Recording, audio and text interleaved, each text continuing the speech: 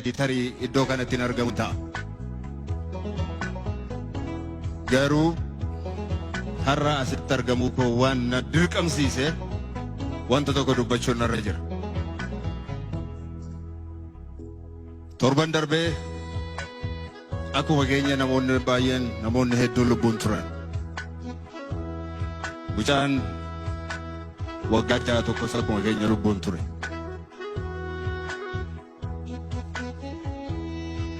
Gaafa sanbataa fulbaana 5 darbee jechuudha.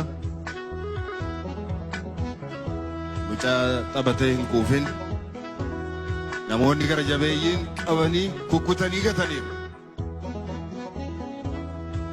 Mucaa kana sanyii isaan gaafan, amantaa isaan gaafan, eessatti akka inni dhalate hin gaafan, eessa abbootii isaa haatii fi abbaan isaa eessaatti akka dhufan hin gaafan, dhaaba siyaasaa isaa kam keessa akka jiranis hin gaafan. Oromoo ta'uu isaa qofaatiin ol darbanii qalaniiru. Kun dhugaadha. Sababii sanarraan kan ka'e biyya kana keessatti, magaalaa kana keessatti, magaalaa Finfinnee keessatti wanta ta'e quba qaba. Amma waa'ee du'a mucaa kanaa kaasee akkasiin gadditan gochuudhaaf miti. Garuu maal baranna? Kanarraa maal barachuuf iddoo kana jira? Duuti mucaa kanaa ergaa inni nuu dhaamuun iddoo kanatti isiniif dhaamuudhaaf dhaabbadha. Ergaan isaa maal kan jedhudha inni jalqabaa?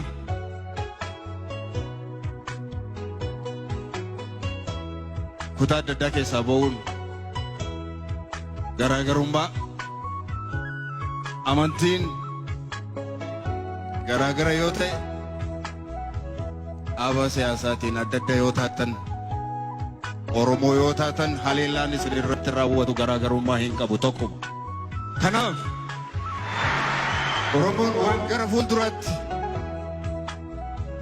isa irratti aggaamamu hundumaa tokkummaan yoo jala dhaabbate malee eenyullee akka isa dandamachiisuu hin dandeenye duuti mucaa kanaa akka nu barsiisu iddoo kana dhaabbadde isinitti dhaamuudhaaf.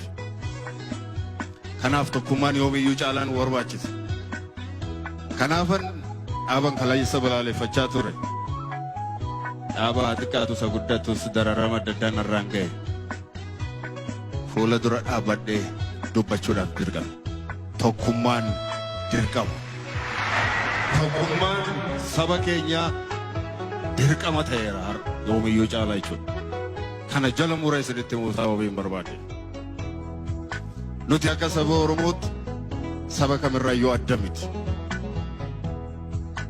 Mucaan yeroo darbe wareegame kun Oromoo ta'uudhaaf hin filanne. Oromoo ta'uudhaaf hin gaafanne. Garuu Oromoo ta'ee of argate. Sababii Oromummaa isaatiif wareegama kaffalee darbe. Nummoo har'a maaltu nurraa barbaadama? Ergaa lammaffaa duuti mucaa kanaa nuu dabarsu yoo jiraate namoonni gara jabeeyyiin gochaa isaan raawwatan saba kanarratti isa ta'u mucaa kanarratti gochaa isaan raawwatan akka lammata keessa hin deebi'amu. Duuti mucaa kanaa kan inni nu barsiisu lubbuun darbuun isaa waan inni nu barsiisu namoonni gara jabeeyyiin akka kanaa uummanni akka walitti namu sabi akka wal nyaatu jeequmsi akka uumamu biyyi akka baddu maqaan akka nu baddu Oromoon harkisaa akka inni dhiigaan xuraa'u akka inni cubbuudhaan xuraa'u gochuudhaaf. Kanaatiif duuti mucaa kanaa kana keessa hin seeninaa. Kanan hojjetinaa karaa dabaa isaan hojjetan irra isin immoo hin deeminaa kan jedhudha. Duuti mucaa kanaa kan inni nu barsiisu ergaan inni nu wali.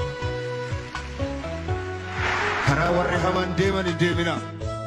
Akka isaan hojjetan nus kan hojjennu yoo taane nu maaliin isaan irraa adda taana ree? Maaliin adda taana? Nuti saba addaa ta'uuf hin jenna miti. Nuyi saba duudhaa addaa qabuuf hin jenna miti. Waan isaan hojjetan nus irra deebinee hojjennu yoo taane maal keenyatu adda yoos immoo. Kanaatiif saba koo waa tokkoon isinitti himuu barbaada eessallee warri jirtan. Gochaa gara jabeena akkanaa hameenyiin warri hamaa hojjetan isin irra deebitaniin hojjetina. Harka keenya qulqullummaa isaa eegganna. Warra jibbaan nutti deemu jaalalaan mo'anna. Yeroo baay'ee muummichi ministeeraa hin kaasu. Ani kana sirriittan hirmaadha. Warra nu jibban jaalalaan mo'anna. Warra ulee nutti mirmirsan, meeshaa nutti mirmirsan, sodaannee tun taane gara laafinaan jaalalaan itti adeemnee obboleessaa maalan si godhe jennee gaafanna. Jibbaan ammaan booda jibbaan hin deemne. Jibbaan yoo deemne karaa isaan nuusaa kan daandii isaa sanarra deemaa jirra jechuudha. Karaa nuti akka nuti hordofnu barbaadamu isa kanadha. Jibbaadhaan kaanee gadoodhaan kaanee namas balleessinee biyyas balleessinee ofiis akka badnudha. Nuyi uummata baddu miti, saba baddu miti. Kanarraa harka keenya of eeggachuun barbaachisaadha. Dhugaadha. Guddummaa keenya kan nuti agarsiisu, eenyummaa keenya kan nu agarsiisu, seenaa keenya kaleessaa har'a sirra deebinee kan nuti mirkaneessinu. Yoo cubbuu akkanarraa, hammeenya akkanarraa harka keenya eeggachuu yoo dandeenye, adaraa saba koo kanumaan isinitti himuu barbaada. Kanumaafan as jiras saba homaan hin goone, saba miidhama, saba ofiisaatiyyuu hiyyeessa, saba ofiisaatiyyuu bakka dhaquu dhabee dhufee nu jala dawoo keenya keessa jala jiru. Saba kanarratti akka nu harka keenya wal fudhannu taasisanii jiru. Kanaatiif kun lammata irra hin deebi'an. Saba koo kanan isinitti himuu barbaada.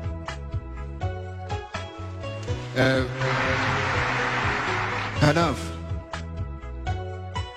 akkuma jedhame yaa'ii kanarratti yaa'iin kun waan kaleessa darban gochoota hamoo kaleessa darban irra deebi'ee xiinxalee karaa gara fuulduraatti deemamuun irra jiru karaa gaariin isaa qajannee abdanna.